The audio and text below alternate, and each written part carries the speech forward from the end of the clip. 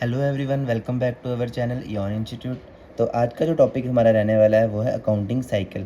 Accounting cycle एक basic सा topic है, ये आपको ज़्यादा एक्सप्लेन इसका नहीं करना है यार, सिंपल सा एक टॉपिक है। चलिए इसको करते हैं कवर।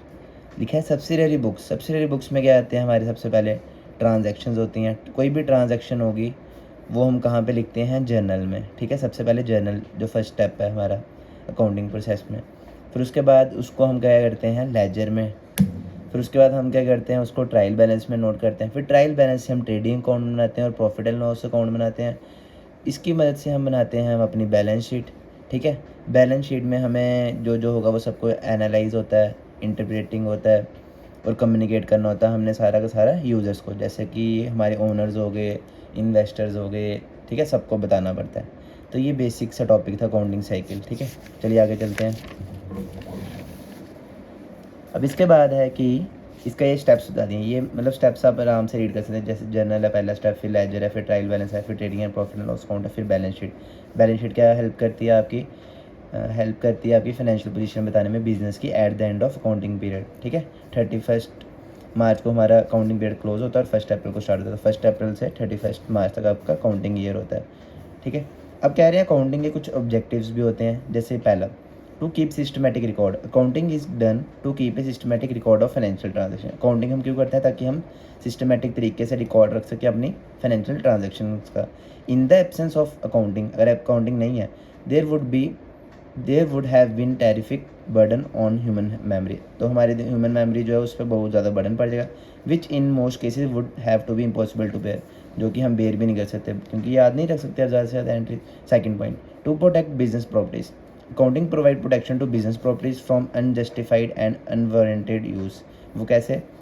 आपको ना कुछ पता होना चाहिए अकाउंटिंग अगर आप कर रहे हो तो आपको क्या क्या इन्फॉर्मेशन मैनेजर को बतानी चाहिए, या प्रोपराइटर कौन होते हैं, ओनर्स को। पहला, the amount of proprietor funds invested in the business, कितना वो अपना पैसा लगा रहा है बिजनेस में वो।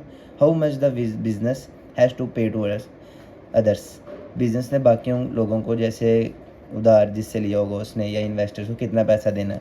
How much the business has to be recovered from other, और कितने लोगों से उसने पैसा लेना भी है।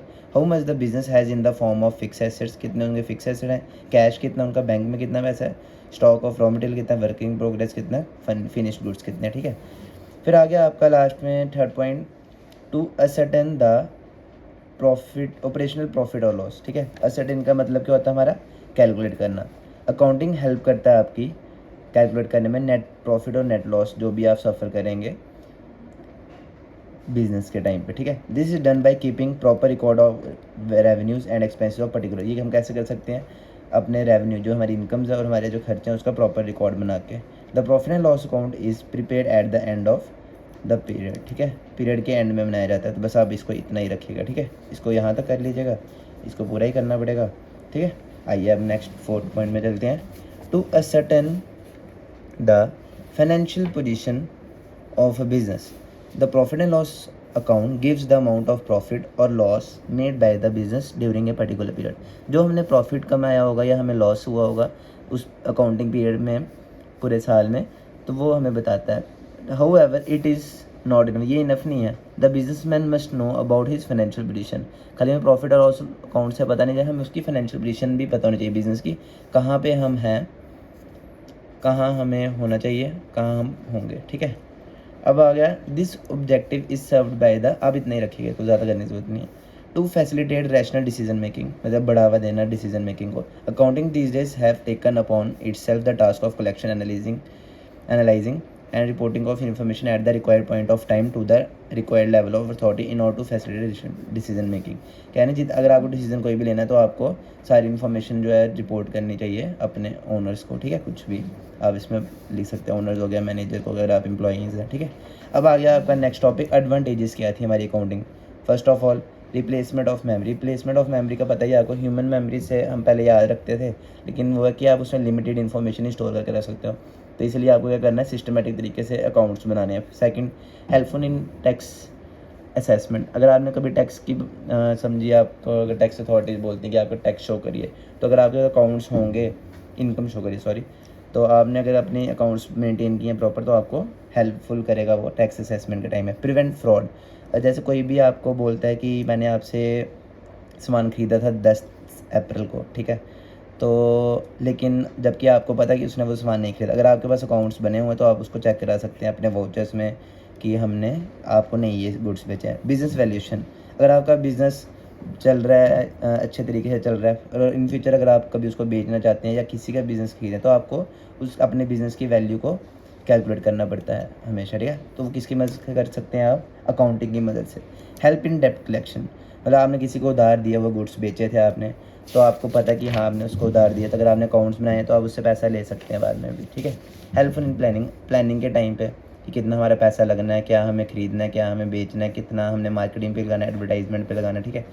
Second seventh, funds raising becomes easy, आपको फंड्स मार्केट से ईजिली मिल सकते हैं क्योंकि अगर आपका बिज़नेस अच्छा है, सच्चा है, तो आपको क्या उधार आराम से मिल सकता है, लोन भी बैंक आपको ईजिली दे देगा। Evidence in the code, accounts अगर आप मेंटेन कर रहे हैं, बिल्स बना रहे हैं, वाउचर्स रख रहे हैं, रिसिप्ट्स रख रहे हैं, तो आप इजीली अपने जो आपके वाउचर्स के बिल्स होंगे या जो भी होगा रिसिप्ट्स होंगी, वो आप एविडेंस के तौर में अपने कोड में यूज़ भी कर सकते हैं, ठीक है। कंपैरिजन हो गया कि आप अपने पुराने ईयर के प्रॉफिट एंड लॉस को इस ईयर के प्रॉफिट एंड लॉस से कंपेयर कर सकते हैं, कितना आपने ज़्यादा कमाया या कम कमाया। असरटेनमेंट होता है calculation of profit and loss, वो मैंने आपको बताई दी कि आपको पता चले कितना प्रॉफिट हो रहा है, कितना लॉस हो रहा है।